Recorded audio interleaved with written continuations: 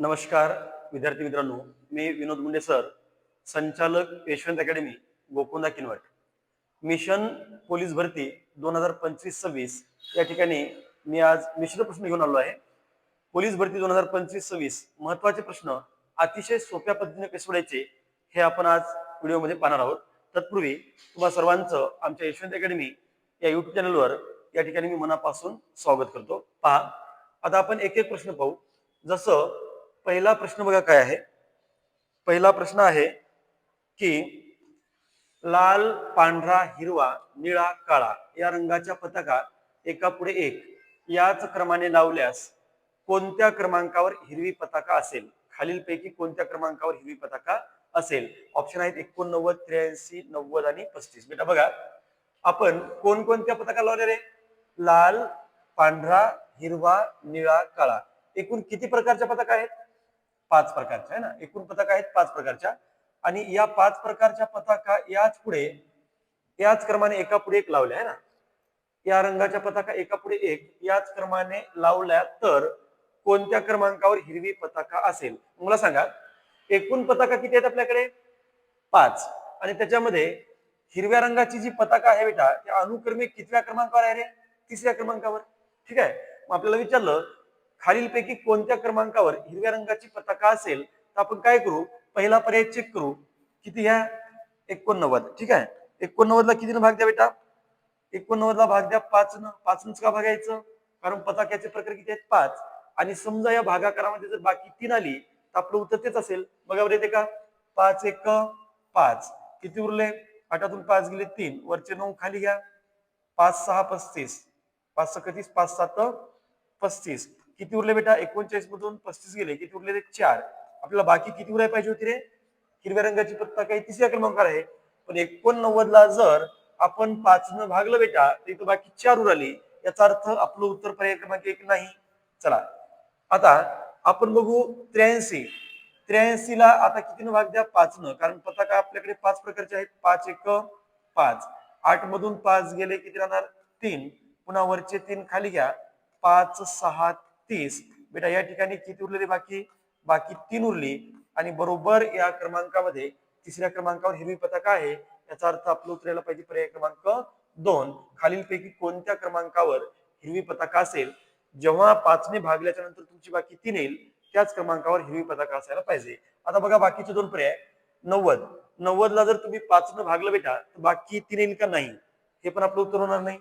त्यानंतर 35 ला पण तुम्ही 5 न भागलं तर बाकी 3 येणार नाही. मग असा कोणता पर्याय आहे की ज्या पर्यायाला 5 ने भागल्याच्या नंतर बाकी 3 येते? बाकी 3च का यायला पाहिजे? कारण या क्रमांकामध्ये हिरवी पताका ही 3ऱ्या क्रमांकावर आहे म्हणून. ठीक आहे. म्हणजे आपलं उत्तर यायला पाहिजे 83. चला, आता घ्या प्रश्न क्रमांक 2. प्रश्न दुसरा. मी एका महालात उभा आहे. मी एका महालामध्ये उभा आहे. त्या महालात 5 सैनिक आहेत. प्रत्येक सैनिकाकडे 5 रूम आहेत. प्रत्येक रूम मध्ये 5 वाघ आहेत. प्रत्येक वाघाला 5 बछडे आहेत. तर त्या ठिकाणी एकूण पायांची संख्या किती? बघा, पायांची संख्या. मग पाय म्हणजे कुणाकुणाचे? माणसांचे, वाघाचे आणि बछड्याचे. मला सांगा, मी म्हणजे एक व्यक्ती आणि त्या ठिकाणी 5 सैनिक आहेत. म्हणजे 5 सैनिक आणि मी एक, म्हणजे माणसे किती आहेत रे? त्या ठिकाणी माणसे किती असतील बेटा? त्या ठिकाणी लक्षात ठेवा, माणसे आहेत हा मी आणि हे 5 सैनिक, म्हणजे किती झाले? एकूण 6. माणसे आहेत 6. आता बघू आपण वाघ किती आहेत. वाघ बघा, वाघ किती आहेत. त्या महिलामध्ये 5 सैनिक आहेत. प्रत्येक सैनिकाकडे 5 रूम आहेत आणि प्रत्येक रूम मध्ये 5 वाघ आहेत. बघा, सैनिक किती आहेत बेटा? 5. प्रत्येक सैनिकाकडे 5 रूम आहेत आणि प्रत्येक रूम मध्ये 5 वाघ आहेत, है ना. सैनिक किती? 5. प्रत्येक सैनिकाकडे 5 रूम गुणिले 5 आणि प्रत्येक रूम मध्ये 5 वाघ, म्हणजे पुन्हा गुणिले 5 करा. 5 5 25, 25 5 1600. म्हणजे त्या महलामध्ये एकूण वाघ किती असायला पाहिजे? 125. आता बघू आपण बछडे. आता बछडे म्हणजे वाघाचे पिल्ले. मग प्रत्येक वाघाला किती बछडे आहेत रे? 5. प्रत्येक वाघाला 5 बछडे आहेत. मग वाघांची संख्या किती आहे बेटा? 125. आणि वाघांची संख्या 125, प्रत्येकाला 5 बछडे. 125 5 625. हे कशा संख्या असायला पाहिजे रे? बछड्यांची. पण आता लक्षात ठेवा आपल्याला माणसांची संख्या किती मिळाली बेटा 6, वाघांची संख्या किती मिळाली 125 आणि बछड्यांची संख्या किती मिळाली 625. पण आपल्याला विचारलं काय त्या सगळ्यांच्या पायांची संख्या. मला सांगा या ठिकाणी काय करू आपण, माणसे जर 6 असतील तर 6ला बेटा 2 निघून कारण प्रत्येक माणसाला किती पाय असतात रे 2, 6 2 12, माणसांची पाय झाली 12. त्यानंतर प्रत्येक वाघाला 4 पाय, असे किती वाघ आहेत आपल्याकडे 125. 125 चोक किती होणार 500. 500 हे कशाचे पाय झाले वाघांचे. त्याच्यानंतर बछडे किती आहेत बेटा, बछडे आहेत आपल्याकडे 625. बछडे म्हणजे वाघाचेच पिले, त्यांना पण प्रत्येक किती पाय 4. मग 625 चोक किती तर 2500, हे 2500. मग आता मला सांगा माणसांचे पाय किती झाले रे, माणसे किती होते, माणसे होते 6 आणि पाय झाले 12. वाघ होते 125, पाय झाले 500 आणि बछडे होते बेटा 625, पाय मिळाले 2500. या पायांच्या संख्येची बेरीज करा. 2 हा 1, 5 आणि 5 10 ला 0, हातचे 1 आणि 2 आणि 1 किती 3. म्हणजे त्या ठिकाणी पायांची एकूण संख्या किती असला पाहिजे तर पर्याय क्रमांक 2 दिसतो 3012 पाय असले पाहिजे. त्या ठिकाणी 3012 पायांची संख्या असली पाहिजे. चला आता बघा प्रश्न क्रमांक 3. प्रश्न तिसरा, एका जनावरांच्या कळपात 14 सोडून सर्व गायी, 38 सोडून सर्व म्हशी आणि उर्वरित सर्व बकऱ्या आहेत. त्या कळपामध्ये एकूण 44 जनावरे असल्यास बकऱ्यांच्या पायांची संख्या किती. ठीक आहे, आपल्याला विचारलं काय बकऱ्यांच्या पायांची संख्या. ठीक आहे, बकऱ्यांच्या पायांची संख्या करण्यासाठी सर्वप्रथम आपल्याला माहित पाहिजे बकऱ्यांची संख्या किती. चला मग आता आपण बघू पहिल्यांदा त्या ठिकाणी गायी किती असतील. ठीक आहे, त्या ठिकाणी गायींची संख्या किती. एकूण जनावरे किती आहेत 44. एकूण जनावरे किती आहेत 44. मग 14 सोडून सर्व गायी, मग एकूण जनावरे 44 आणि 44 मधून 14 सोडून सर्व गायी म्हणजे गायी किती झाल्या बेटा 30. 44 मधून 14 गेले 30. आता बघू आपण म्हशी किती आहेत. त्या ठिकाणी म्हशींची संख्या किती, म्हशींबद्दल काय सांगितलं 38 सोडून सर्व म्हशी आहेत. 38 सोडून मग एकूण जनावरे किती 44 आणि 44 पैकी जर 38 सोडले तर बाकीच्या सर्व म्हशी आहेत. मग 44 मधून 38 मायनस केला किती आले 6. आता गायी आहेत 30, म्हशी आहेत 6. आता बघू आपण त्या ठिकाणी बकऱ्या किती असतील. मग बकऱ्यांची संख्या कशी करायची बेटा पहा, एकूण जनावरे किती आहेत रे 44. 44 मधून मायनस काय करा, गायींची संख्या 30 प्लस म्हशींची संख्या किती 6 म्हणजे 44 मधून मायनस करायचं 36 बरोबर किती आलं बेटा 8. पण आपलं उत्तर 8 नाही, हे झालं बकऱ्यांची संख्या. विचारलं काय रे बकऱ्यांच्या पायांची संख्या विचारली आहे ना. मग बकऱ्यांचे पाय किती तर बेटा बकऱ्यांचे पाय किती, बकऱ्यांचे पाय मग बकरे किती मिळाले रे, बकऱ्या मिळाल्या 8 आणि प्रत्येकी बकऱ्याला किती पाय असतात 4 म्हणजे 8 चोक 32 पाय. बकऱ्यांच्या पायांची संख्या किती आला पाहिजे बेटा 32. पहा बरं पर्यायामध्ये जर पाहिलं तर पर्याय क्रमांक 2 दिसतो. त्या ठिकाणी बकऱ्यांच्या पायांची संख्या ही 32 असायला पाहिजे. चला प्रश्न क्रमांक 4 कडे जाऊ आपण आता. प्रश्न चौथा,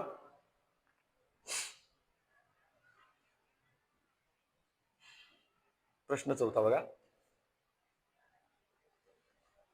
एका मोठ्या डब्यात 5 डबे असून पुन्हा प्रत्येक डब्यामध्ये 7 डबे आहेत तर एकूण डबे किती. बघा एका मोठ्या डब्यात 5 डबे आणि पुन्हा त्यांच्यामध्ये प्रत्येक डब्यामध्ये 7 डबे आहेत तर एकूण डबे किती. चला एकूण डबे किती. पहिल्यांदा बघा एका मोठ्या डब्यात म्हणजे हा एक मोठा डबा है ना, एका मोठ्या डब्यात म्हणजे हा एक मोठा, एका मोठ्या डब्यात किती डबे आहेत बेटा 5 आणि पुन्हा प्रत्येक डब्यामध्ये किती आहेत 7 डबे. मग पुन्हा प्रत्येक म्हणजे या 5 मध्ये पुन्हा प्रत्येकी 7 7 5 7 किती 35. बघा एका मोठ्या डब्यात, मोठा डबा एक आहे, एका मोठ्या डब्यामध्ये 5 डबे असून पुन्हा मोठ्या डब्यामध्ये 5 डबे आहेत असून पुन्हा प्रत्येक डब्यामध्ये 7 डबे.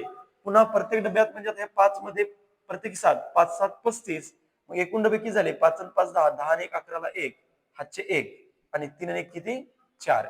एकूण डब्यांची संख्या किती असायला पाहिजे, एकूण डबे त्या ठिकाणी किती असायला पाहिजे तर एकूण डब्यांची संख्या असायला पाहिजे 41. पहा बेटा, ही झाली पहिली पद्धत.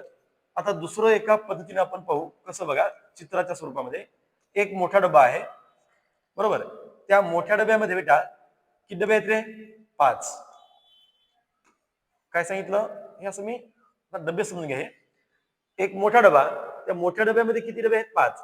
आणि पुन्हा या प्रत्येक डब्यामध्ये किती आहेत रे? आता या प्रत्येक डब्यामध्ये आता 7 डबे आहेत. इथं 7, इथं 7, याच्यात 7, याच्यात 7 आणि याच्यामध्ये किती? 7. सांगा बेटा, हा एक मोठा, बरोबर. त्यानंतर हा एक मोठा झाला, म्हणजे 1 2 3 4 5 हे किती झाले रे बेटा? 5. आणि 7 5 किती झाले? 35. हे 7 5 किती झाले? 35, बरोबर. हा एक डबा, हे 5 आणि याच्या प्रत्येकामध्ये 7 7 7 7 7 7 5 किती? 35. करा बरं, सगळ्यांची बेरीज किती येणार? 35 आणि 5 40 आणि 40 आणि किती होणार? 41. म्हणजे त्या डब्यामध्ये त्या ठिकाणी एकूण डबे किती असायला पाहिजे? सूत्र आहे 41 डबे असायला पाहिजे. तर पहा, प्रश्न क्रमांक 5. क्रिकेटच्या सामन्यात 32 संघांनी भाग घेतला. स्पर्धा बाद पद्धतीने खेळल्या जाणार आहेत, तर एकूण किती सामने होतील? बघा बेटा, आता या ठिकाणी क्रिकेटच्या एका मालिकेमध्ये 32 संघांनी भाग घेतला आणि स्पर्धा या बाद पद्धतीने खेळल्या जाणार आहेत. बाद पद्धतीने म्हणजे काय? तर एखादा संघ जर हरला तर तो आता बाहेर होणार, ठीक आहे. तर असे एकूण किती सामने होतील मला सांगा. आता पहिल्यांदा बेटा, एकूण किती संघ आहेत रे? 32. मग प्रत्येक जण प्रत्येकाशी सामना खेळणार, म्हणजे पहिल्यांदा पहिल्या फेरीमध्ये किती सामने झाले बेटा? 16, बरोबर. मग आता पहिल्या फेरीमध्ये 16 संघ बाहेर गेले आणि 16 संघ शिल्लक राहिले. मग पुन्हा दोघांमध्ये सामना होईल. मग दुसऱ्या फेरीमध्ये किती सामने झाले? 8 16. पुन्हा 8 संघ उरले. पुन्हा परस्परांमध्ये ते सामने खेळतील. मग पुन्हा तिसऱ्या फेरीमध्ये 2 चोक 8 किती सामने होतील? 4. त्याच्यानंतर पुन्हा 4 संघ राहिले, एकमेकांसोबत खेळणार. पुन्हा बेदुनी 4, म्हणजे चौथ्या फेरीमध्ये किती सामने झाले? 2. आणि शेवटी फक्त 2च संघ उरले आणि त्याला 2 न भाग द्या, म्हणजे शेवटी सामना होणार एक फायनल, की नाही. एकूण किती सामने झाले बघा?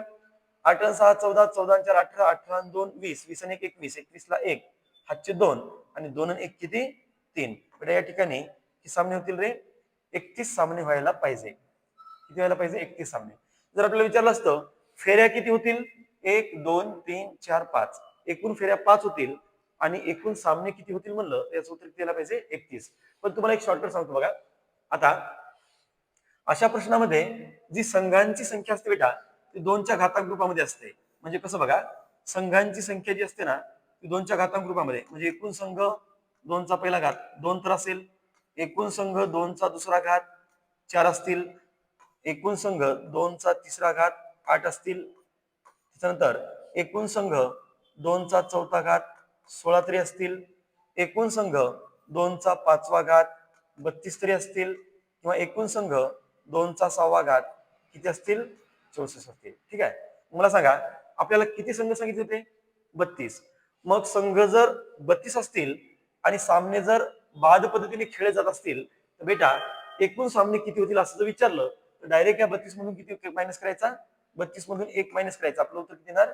31. समजा याच प्रश्नामध्ये जर संघांची संख्या 64 असती, तर सामने किती झाले असते? 63. याच प्रश्नामध्ये जर संघांची संख्या 16 असती, तर सामने झाले असते 15. याच प्रश्नामध्ये जर संघांची संख्या 8 असती, तर सामने झाले असते 7. म्हणजे संघांच्या संख्येपेक्षा सामन्यांची संख्या एकने कशी असते? कमी असते. ठीक आहे. मग संघ जर 32, तर सामने किती व्हायला पाहिजे? इथं 31 व्हायला पाहिजे. चला पुढचा प्रश्न घ्या. प्रश्न क्रमांक 6. प्रश्न क्रमांक 6. प्रश्न 6 बघा, एक मिनिट. 6वा प्रश्न. क्रिकेटच्या सामन्यात 16 संघांनी भाग घेतला. स्पर्धा बाद पद्धतीने खेळल्या जाणार आहेत, तर पहिल्या 2 फेऱ्यानंतर किती संघ शृंखलेमध्ये राहतील? ठीक आहे. बघा, क्रिकेटच्या सामन्यामध्ये 16 संघांनी भाग घेतला. स्पर्धा बाद पद्धतीने खेळल्या जाणार आहेत, तर पहिल्या 2 फेऱ्यानंतर किती संघ शृंखलेमध्ये राहतील? ठीक आहे. आपण पहिल्यांदा काय करू, 2 फेऱ्यानंतर किती संघ बाहेर होतील ते बघू. चला पहिल्यांदा बघा बेटा, या ठिकाणी एकूण संघ किती आहेत रे? एकूण संघ आहेत 16. मग 16 भागिले 2, दोघांमध्ये असेल ना, म्हणजे पहिल्या फेरीमध्ये किती बाद झाले? 8. पहिल्या फेरीमध्ये 8 संघ बाहेर गेले. मग आता दुसऱ्या फेरीमध्ये किती टीम आहेत? 8. प्रत्येक जण एकमेकांशी सामना खेळणार म्हणजे बेचोक 8. दुसऱ्या फेरीमध्ये किती संघ बाहेर गेले? 4. पहिल्या फेरीमध्ये 16 पैकी 8 बाहेर गेले. मग दुसऱ्या फेरीमध्ये 8 पैकी 4 बाहेर गेले. मग आता आपल्याला विचारलं 2 फेऱ्यानंतर, पहिल्या 2 फेऱ्यांच्या नंतर किती संघ शृंखलेमध्ये राहतील? आता आपला आन्सर बघा. एकूण संघ किती होते बेटा? एकूण संघ आहेत 16 आणि त्या 16 मधून आपल्याला पहिल्या 2 फेऱ्यांमध्ये किती बाहेर गेले? 8 प्लस 4 म्हणजे 16 मधून 8 आणि 4 12 मायनस करा. म्हणजे पहिल्या 2 फेऱ्याच्या नंतर किती संघ शृंखलेमध्ये राहतील? त्याचं उत्तर यायला पाहिजे बेटा 4 है ना. पहिल्या फेरीमध्ये किती बाहेर झाले? 8 है ना, 8 बाहेर झाले. दुसऱ्या फेरीमध्ये किती कटले?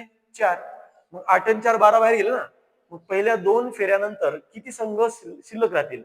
मग 16 पैकी 8 आणि 4 12 बाहेर गेले म्हणजे आता शिल्लक राहतील फक्त 4 संघ. ठीक आहे, चला त्यानंतरचा पुढचा प्रश्न, प्रश्न क्रमांक 7. प्रश्न क्रमांक कितवा? 7वा बघा. या ठिकाणी प्रश्न 7वा काय आहे पहा. एका रस्त्यावरून काही घोडे व तेवढेच घोडेस्वार चालत चालले होते. बघा, एका रस्त्यावरून काही घोडे व तेवढेच घोडेस्वार चालत चाललेले होते. काही अंतर चालल्यानंतर त्यापैकी निम्मे घोडेस्वार घोड्यावर स्वार झाले. तर आता चालणाऱ्या पायांची संख्या 50 झाली तर एकूण घोड्यांची संख्या किती? बघा बेटा, आपल्याला विचारलं एकूण घोड्यांची संख्या किती. बघा, आपण काय करू, या ठिकाणी एकूण घोडे किती मानू रे? या ठिकाणी आपण एकूण घोड्यांची संख्या किती मानू? एकूण घोडे म्हणू आपण एक्स. आणि जेवढे घोडे आहेत तेवढेच घोडेस्वार आहेत. मग घोडे जर एक्स मानलं बेटा तर घोडेस्वार पण किती असतील रे? घोडेस्वार पण किती असतील तर एक्स असतील. ठीक आहे. मग आता हे घोड्यांसोबत हे घोडेस्वार चालत आहेत. चालताना मग थोड्या वेळानंतर काय झालं, तर काही अंतर चालल्याच्या नंतर निम्मे घोडेस्वार घोड्यावर बसले. मला सांगा, निम्मे घोडेस्वार जर घोड्यावर बसले तर चालणारे निम्मे असतील. ठीक आहे. मग आता चालणारे घोडेस्वार किती असतील बेटा? एकूण घोडेस्वार आहेत एक्स, निम्मे घोड्यावर बसले म्हणजे निम्मे चालत आहेत. मग चालणारे घोडेस्वार किती? चालणारे घोडेस्वार x/2. प्रत्येक घोडेस्वारला पाय किती असतात? 2 प्लस चालणारे घोडे किती आहेत आता? एक्स. चालणारे घोडे एक्स आहेत, प्रत्येक घोड्याला 4 पाय म्हणजे चालणाऱ्या घोड्यांच्या पायांची संख्या किती? 4x. आणि बरोबर चालणाऱ्या पायांची एकूण संख्या किती दिली? 50. ठीक आहे, चला पुन्हा एकदा बघा. त्या ठिकाणी घोड्यांची संख्या आपण एक्स मानली आणि घोडेस्वार पण किती आहेत? एक्स आहेत. मग अर्धे घोडेस्वार घोड्यावर बसले म्हणजे अर्धे चालत आहेत. मग चालणारे कोण? x/2 घोडेस्वार, प्रत्येकाला किती पाय असणार? 2 प्लस चालणारे घोडे किती? एक्स, प्रत्येकाला 4 पाय 4x. मग घोडेस्वारचे पाय अधिक घोड्यांचे पाय बरोबर चालणारे एकूण पाय 50. मग आता हे 2 2 काय होणार बेटा? कॅन्सल. 2 2 कॅन्सल. x अधिक 4x किती होणार रे? 5x. 5x बरोबर किती बेटा? 50. आणि x बरोबर किती? तर 50 भागिले 5. x बरोबर 5 10 50. आपली x ची किंमत किती आली रे? 10 आली. विचारलं काय होतं पहा बरं. तर एकूण घोड्यांची संख्या किती? घोड्यांची संख्या जरी म्हणलं तरी 10च आणि घोडेस्वारांची संख्या जरी म्हणलं तरी किती? 10च यायला पाहिजे. ठीक आहे, म्हणजे या प्रश्नाचं उत्तर असायला पाहिजे पर्याय क्रमांक 4. त्या ठिकाणी घोड्यांची संख्या किती असेल तर बेटा 10 असेल. आता हे झालं पद्धतीनं. तुम्हाला एक शॉर्टकट सांगतो बघा. शॉर्टकट म्हणजे पर्यायातून कसं जायचं. आता मी डायरेक्ट काय करतो? 10 ला चेक करतो. त्या ठिकाणी घोडे किती बेटा? 10 आणि घोडे स्वार पण किती? स्वार म्हणतो मी त्याला 10. घोडे पण 10च आहेत आणि तेवढेच घोडेस्वार पण 10च आहेत. मग आता या 10 घोड्यांसोबत ही 10 माणसं चालत आहेत. पण थोड्या वेळानंतर याच्यातले 5 माणसं घोड्यावर बसले. मग किती राहिले चालणारे? 5. याच्यातले काही वेळाच्या नंतर 5 माणसं घोड्यावर बसले म्हणजे चालणारे किती राहिले? 5. आता प्रत्येक घोड्याला किती पाय असतात? 4. 10 चोक 40 प्लस प्रत्येक माणसाला म्हणजे घोडेस्वारला पाय असतात 2 म्हणजे 5 दोन्ही किती? 10. आता चालणारे पाय 40 आणि 10 किती झाले रे? 50. हे सांगितलं ना, चालणाऱ्या पायांची संख्या 50 आहे म्हणजे याचा अर्थ निश्चितपणे आपलं उत्तर किती असायला पाहिजे? 10 असायला पाहिजे. चला पहा प्रश्न क्रमांक 8. एका तळ्यात जेवढे कमळे असतात त्याच्या दुप्पट कमळे दुसऱ्या दिवशी तयार होतात. एका तळ्यात 5व्या दिवशी 192 कमळे होती तर पहिल्या दिवशी किती कमळे होती? पहा, एका तळ्यामध्ये जेवढी कमळे असतात त्याच्या दुप्पट कमळे दुसऱ्या दिवशी तयार होतात है ना. एका तळ्यामध्ये 5व्या दिवशी जर 192 कमळे होती तर पहिल्या दिवशी किती कमळे होती? चला बेटा आपण काय करू, प्रत्येक दिवशी दुपडतात. दिवस नंबर 1, दिवस नंबर 2, दिवस नंबर 3, दिवस नंबर 4 आणि दिवस नंबर बेटा 5. आपण असं म्हणू की त्या तळ्यामध्ये पहिल्या दिवशी किती कमळे होती रे? एक्स. मग दुसऱ्या दिवशी डबल होणार, म्हणजे एक्सचे डबल किती होणार? 2x. तिसऱ्या दिवशी याच्या डबल होणार, याचे डबल किती होणार? 4x. पुन्हा पुढच्या दिवशी याच्या डबल होणार, किती होणार? 8x. आणि पुन्हा पाचव्या दिवशी याच्या डबल होणार, किती रे? 16x. कळलं का? दिवस नंबर 1, 2, 3, 4, 5. पहिल्या दिवशी जर x कमळे असतील तर दुसऱ्या दिवशी डबल 2x, पुन्हा तिसऱ्या दिवशी 4x, 8x, 16x. मग पाचव्या दिवशी किती कमळे आहेत बेटा आपल्याकडे? 16x. पाचव्या दिवशी आहेत 16x आणि इथं पाचव्या दिवशी किती आहेत रे? 192. मग 16x बरोबर 192. बरोबर, 16x बरोबर 192. तर x ची किंमत काढा. x बरोबर 192 भागिले 16. x बरोबर किती येणार? 16 1 16. किती उरले बेटा? 3 आणि 16 दोन्ही 32. x ची किंमत किती आली बेटा? 12. मग x ची किंमत 12 म्हणजेच पहिल्या दिवशी किती कमळे असायला पाहिजेत? x ची किंमत आहे 12. म्हणजे पहिल्या दिवशी त्या तळ्यामध्ये 12 कमळे असायला पाहिजे, जे की पर्याय क्रमांक 2 मध्ये दिसते. 2 मध्ये दिसते. पहा आता दुसरी एक पद्धत सांगतो. हे झालं x मानून. दुसरी पद्धत बघा, दुसरी पद्धतीने कसं सोडायचं, तर आपण असं करू. पाचव्या दिवशी किती आहेत बेटा? 192. पाचव्या दिवशी 192 कमळे आहेत आणि दररोज दुपडतात. याला जर आपण 2 न भागलं तर चौथ्या दिवशी किती असतील बघा. 2 न भागलं तर 2 9 18, 1 उरला 2 6 12. बरोबर, किती असायला पाहिजे? 96. चौथ्या दिवशी पुन्हा त्याला 2 न भाग द्या, किती येईल रे? 2 चौक 8, 1 उरला 2 8 16. म्हणजे तिसऱ्या दिवशी किती होते? 48. पुन्हा 2 न भाग द्या, किती येणार बेटा? 24. आणि पुन्हा 24 ला 2 न भाग द्या. पहिल्या दिवशी किती कमी असायला पाहिजे? 12 है ना. पाचव्या दिवशी 192, मग अगोदरच्या दिवशी 96, त्याच्या अगोदरच्या दिवशी 48, पुन्हा दुसऱ्या दिवशी 24 आणि पहिल्या दिवशी असायला पाहिजे तर 12. पर्याय क्रमांक 2 दिसतो. ठीक आहे. तर विद्यार्थी मित्रांनो, तुम्हाला आमचा हा आजचा व्हिडिओ जर आवडला असेल तर आमच्या यशवंत अकॅडमी या युट्यूब चॅनलला लाईक करा, शेअर करा आणि सबस्क्राईब करा. धन्यवाद.